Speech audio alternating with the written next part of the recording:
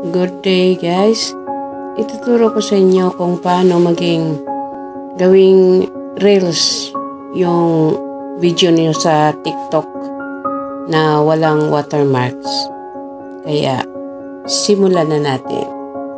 I-click nyo ang arrow download sa inyong TikTok video bago nyo i-post. Yun yung binilugan ko. Click nyo yan para ma-save sa inyong gallery. Tapos, puntahan nyo ang inyong gallery. Yan. Tingnan nyo ito sa inyong gallery. At yan, nakasave na doon ang inyong video na wala ng TikTok watermarks. Tingnan nyo, wala ng TikTok watermarks. Yun ang pwede na nyong i-upload sa FB para maging reels. Bye-bye. Please like and subscribe.